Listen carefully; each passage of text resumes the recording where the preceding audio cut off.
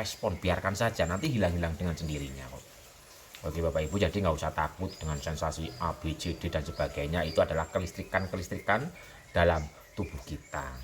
Kelistrikan yang berjalan, energi yang sedang berjalan membersihkan kekotoran-kekotoran yang ada di sekitar kepala, yang mungkin yang ada di tangan, ada hambatan, ada endapan yang menumpuk, yang menghambat, sehingga di sini kayak ada listrik kerut, cerut, cerut gitu. Biarkan saja.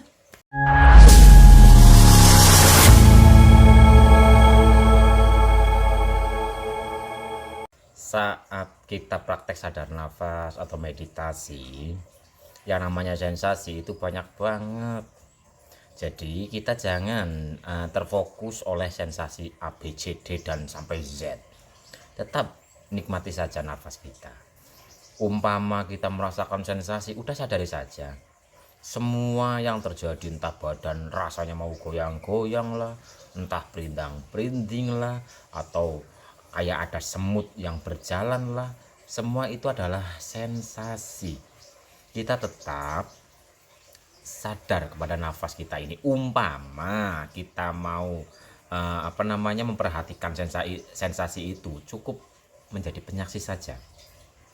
Umpama kita sedang merasakan mungkin griming-griming nih di badan kita, atau kayak ada semut jalan di kepala kita, kita cukup perhatikan saja tanpa reaksi. Kita perhatikan saja tanpa reaksi, nanti juga akan hilang dengan sendirinya. Jadi ada dua cara untuk menghilangkan sensasi itu. Pertama, di saat kita merasakan ada mungkin gremet-gremet di kepala kita, bisa kita perhatikan, kita terima sensasi itu, kita perhatikan tanpa reaksi.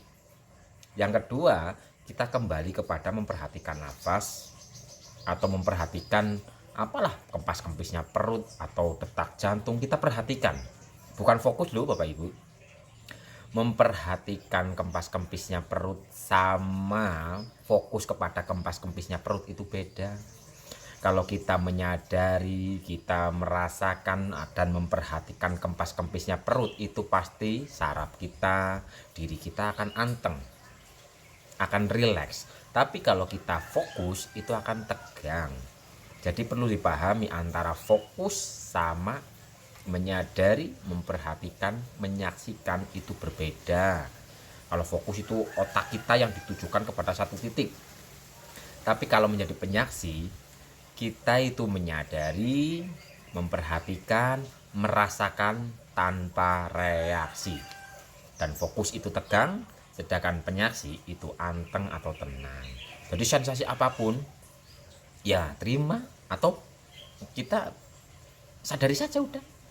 Oh ini sensasi, karena energi itu sedang, umpama di kepala kita itu kayak ada semut, gremet, udah sadari saja itu sensasi kelistrikan dalam diri kita yang sedang bekerja di sekitar kepala kita. Kelistrikan sebenarnya itu adalah kelistrikan yang sedang berjalan. Jadi bukan ada kecoanya lah, ada semutnya lah, atau ada uletnya gremet gremet, enggak. Umpama di sini ada seperti ada yang berjalan, umpama digini kan nggak ada apa-apanya kok.